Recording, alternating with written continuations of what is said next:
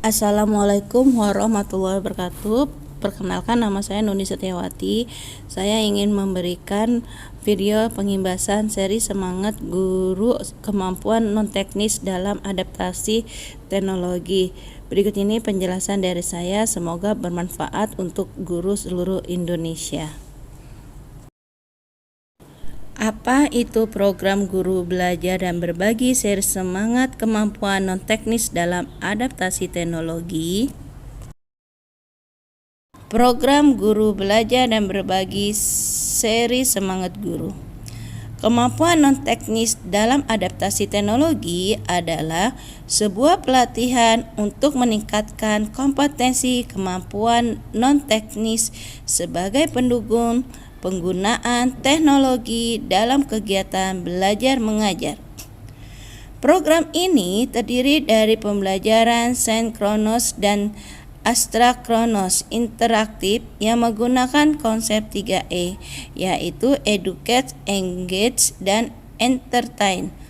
Dengan konsep 3E ini dimaksudkan sebagai ajakan pembelajaran yang mengasyikkan sesuai dengan elemen kemampuan fokus non-teknis yang akan dipelajari, yaitu berpikir kritis, kreatif, komunikasi, dan kolaborasi.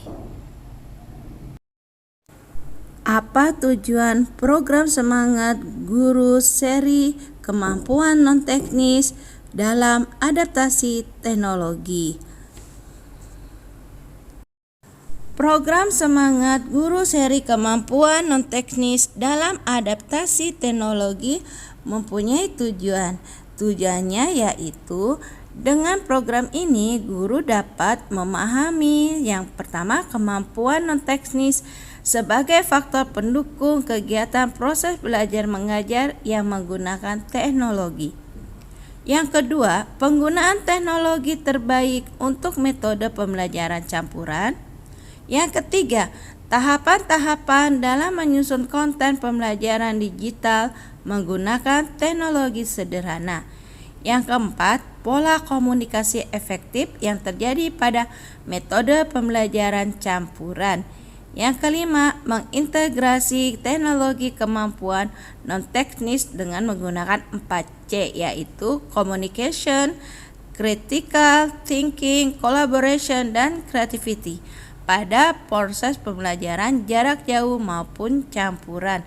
Yang keenam, cara meningkatkan ketangguhan dalam rangka penerapan teknologi untuk pembelajaran.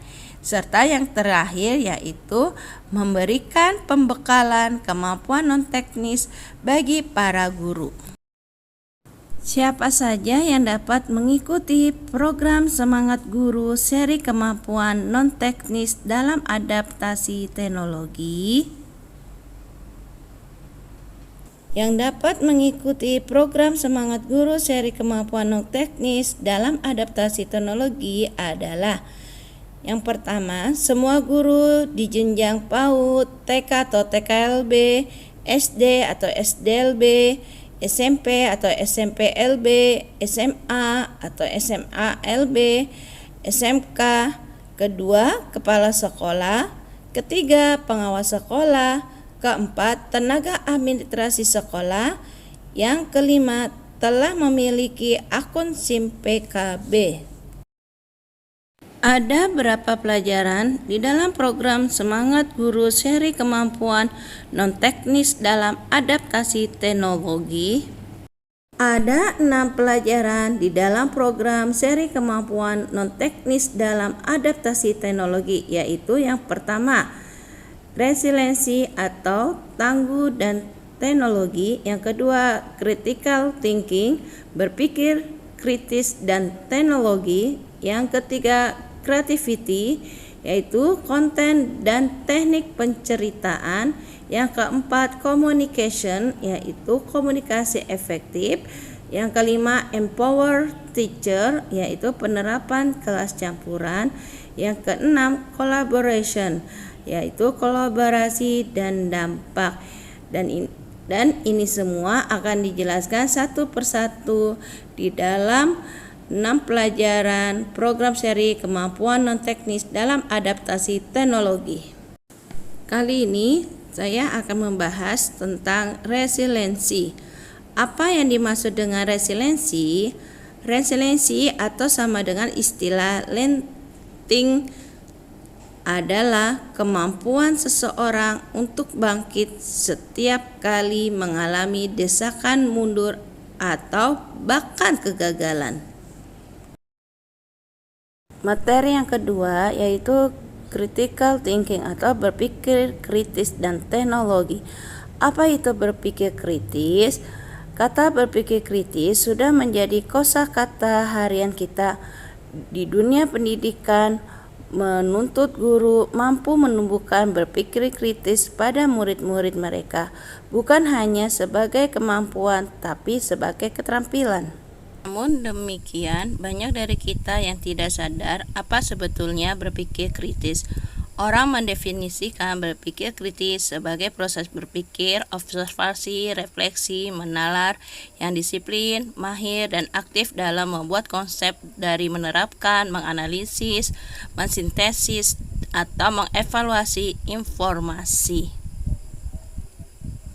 Apa kaitannya berpikir kritis dengan pembelajaran teknologi? Teknologi adalah mitra yang tepat untuk mempraktekkan berpikir kritis. Perhatikan fitur apa yang Anda gunakan untuk mendemonstrasikan berpikir kritis.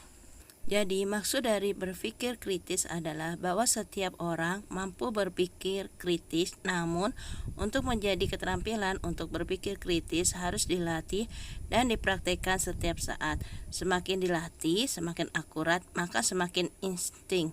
Produk berpikir kritis adalah penilaian dan keyakinan. Pelajaran ketiga tentang creativity, konten, dan teknik penceritaan. Apa itu konten? Yang dimaksud dengan konten adalah segala bentuk komunikasi, terutama audio visual, yang berisi sebuah informasi, hiburan, atau ajakan. Dan satu hal lagi, apa itu kemampuan bercerita?